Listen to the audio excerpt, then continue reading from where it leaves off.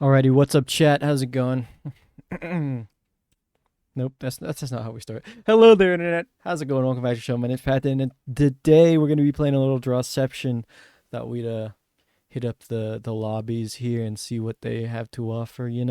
My house is currently background noise central, so if you notice a few, you know, unsettling sound effects that that aren't usually there, um, you know why.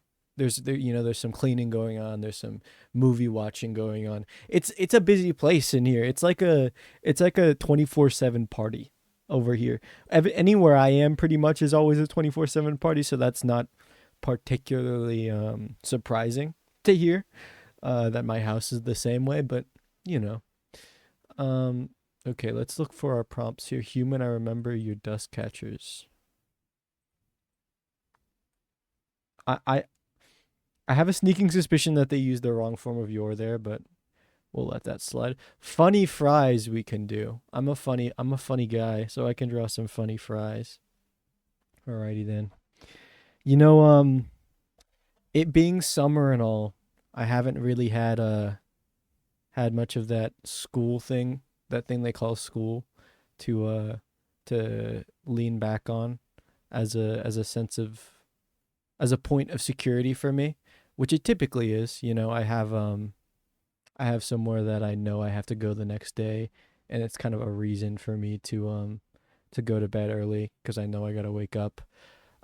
Still, I don't do it. Like I go to bed late nonetheless, but I have a reason why I should be going to bed early, and that's at least something. It's like kind of better than nothing, or it is better than nothing. Something's always better than nothing, I think, in the majority of cases at least. So I having not felt that sense of obligation towards being at a certain place every day for the past few weeks of summer, uh, I've kind of had to make attempts at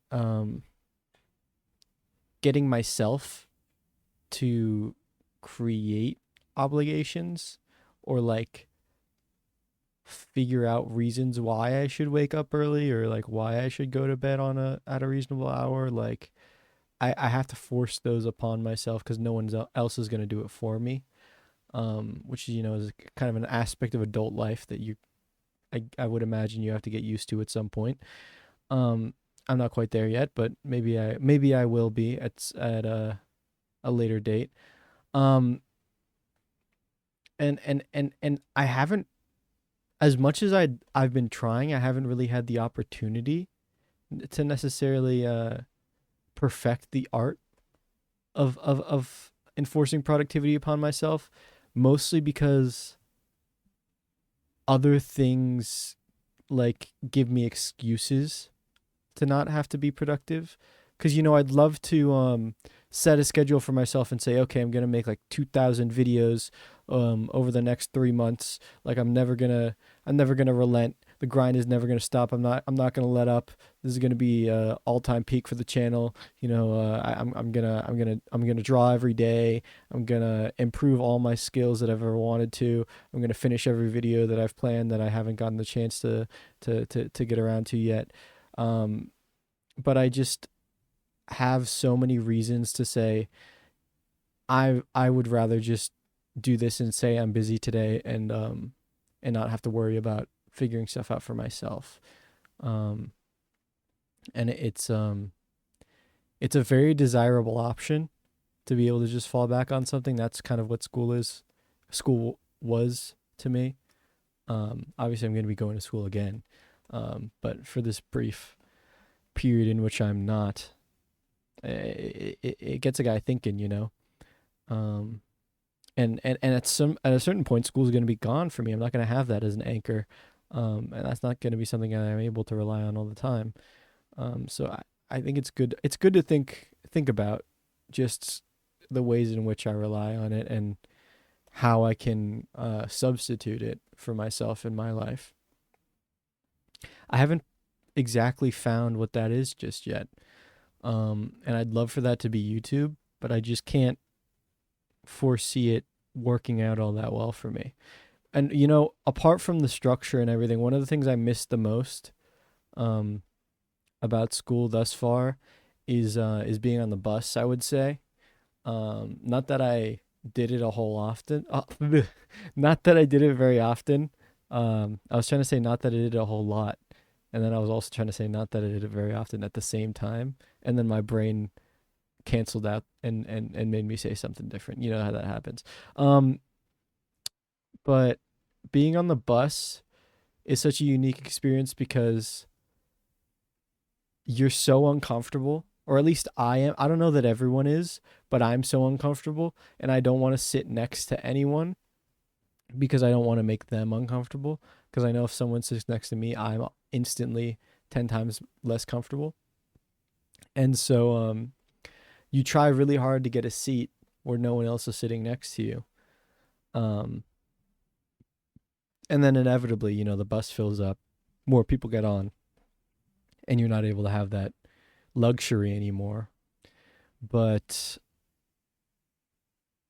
for a brief moment, you feel at home, you feel safe, free from the shackles of having to worry about, how bad you smell, or how much seat space you're taking up. Like, are you infringing upon their sitting room? Where are you supposed to put your hands? Do you set your backpack by your feet or on your lap? Like, how much how much how much space is too much for them to take up? Like, what's the point at which you say, "Hey, dude, like I'm sitting in this seat too. Like, we need to kind of like, you know, share, like, be nice to each other." I feel like, I'm having a certain amount of decency for you. You got to have a certain amount of decency for me. It's tough. It's tough. It's sitting on the bus it's a kind of struggle that you don't really face anywhere else. Um, and one of my favorite things that I think I'm gonna miss dearly is like the wild characters that you would sit next to on the bus. And I'm gonna take the bus again.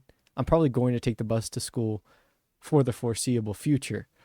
Um, but I'm kind of thinking even farther ahead to where I won't be taking the bus anymore, and like what will I be missing? And I definitely there's a certain level of I'm gonna miss the people who I used to take the bus with that I'm not gonna take the bus with anymore. Um, like for example, there was this one guy who always managed to sit next to me like consistently every day. It almost seemed like he was seeking out to do it, but I know he wasn't because I didn't know him and he didn't know me. So there's no reason why he would like do something like that. It's just the world works in mysterious ways, and sometimes it sits two people next to each other every single day. Um, and that's just how it goes. When there's no other empty seats, and I'm always the one who's taking the one seat that has nobody sitting next to it. It's not hard to imagine a world in which that happens. In any case, this guy would always sit next to me, and I began to notice over time, as we um as we got acquainted, and by acquainted I mean having never spoken a single word to each other, and only looking straight forward, sitting next to each other the whole time. I noticed that each day in the side pocket of his backpack, he would have an Arizona iced tea.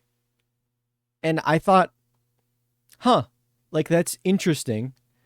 Um, like I thought it was weird enough to take note of. Like in my head, it's not that crazy, right? Like bringing a drink, it's like you gotta quench your thirst. I understand, but an Arizona iced tea each day is like where, like, does he go out of his way to buy those every morning, or does he have them stockpiled already? Like it brought to my mind a few questions that, mind you, were never answered, and may well never be answered. But that was kind of the joy of sitting next to him, is that he was such an enigma, a very enigmatic figure, in that not only did he bring the Arizona each day, but he never seemed to drink it, because it appeared to me like it was the same bottle every day. Now, this could just be a case of he likes that flavor a lot, and he drinks it uh fully to the bottom every single day, and then brings a new one the next day. That would be the reasonable explanation. I'm not a reasonable man. I'd like to believe this man kept it in his backpack, expecting to drink it, and just never got around to it.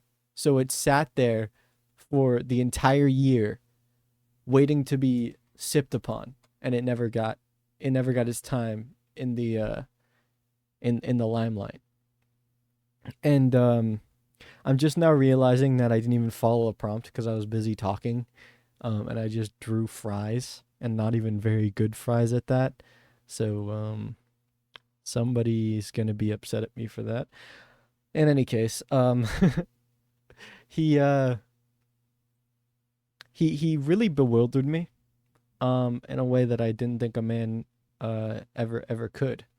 Um and I respect him for the Arizona grind. I respect him for always sitting next to me. I just I I there's a part of me that thinks I almost want to know what's going on in his head, but a larger part of me that says no, you don't, because that would ruin the mystery that makes him like appealing to you in the first place.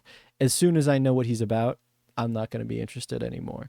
Like as soon as I know it's like a simple explanation, and like it's nothing to be freaked out about, like it's just a normal guy, I'm going to be like, all right, well, I don't really care to invest myself in this person anymore. Like, why would I? It's just it's of zero interest to me.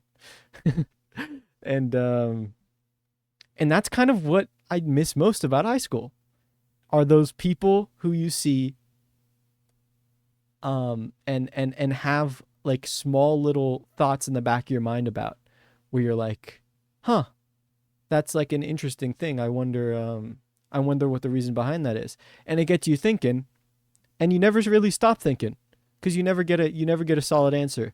I'm too afraid to approach them about it, and they're never going to approach me.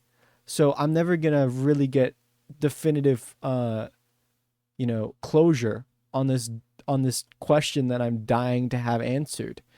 Um and so my life is reduced to wondering what is going on with this guy, and how has he happened his way onto my right side every time we hop onto the bus. um and there's a lot of people like that in school, where you pass by them and you're like, huh, that's a little interesting, but I'm not going to talk to them about it. And those are the people that are going to be missed the most for me, certainly, because those are the people who you're not going to see again, because you didn't get to know them. And the people who you are going to see again are the people who you actually made connections with. Those people, you're not going to miss them. Or the people who you got to know and decided, yeah, that's not the kind of person I want to associate with myself, and then decided not to be friends with them. Those are the other like two classes of people, basically. And that mysterious third class of person that you know of, and they don't know you exist, but you've thought about them a lot, and just seeing them every day like brings a certain amount of joy into your life that you're not going to really be able to experience without them there. Those are the people who you're going to miss most, especially because it can't be replicated. The feeling itself can't be replicated once you do know what they're all about. So if you did get to know them, it would completely ruin the exchange. Um, and so I think about those people a lot. The ones that brought Arizona bus on the Arizona tea on the bus to school. The ones that always kicked soccer balls in the halls. The ones that oddly enough were always laughing at maps on their laptop screen. Um, I don't know what that was about. You have to ask him. I'm not him, and I didn't care enough to get to know him, so I won't be able to answer what all was going on there for you. But you know, there's people like that you're never gonna see again, and it makes you realize how important an environment is, apart from like relationships. Just the environment in general is just as important, and people can play a role in that environment, just as much as like objects can. They can kind of serve as set pieces in your life, which sounds a little weird to say, but it's true. um and it, you can't take that for granted. And I wish people knew that. I wish people knew that they were undoubtedly, making someone's day every time that they saw them carrying a bottle of Arizona tea. Um, and it's impossible to let them know that. But unless they're watching this video right now, in which case, keep in mind every action you do, you know, people might not say anything to you because there's a social anxiety that we've culturally built up. But just know people recognize you, people notice you, um, and don't be afraid to reach out. As much as they don't want to reach out to you, you reaching out to them might just be the start of something new. So that's you know, that's an interesting thing to think about.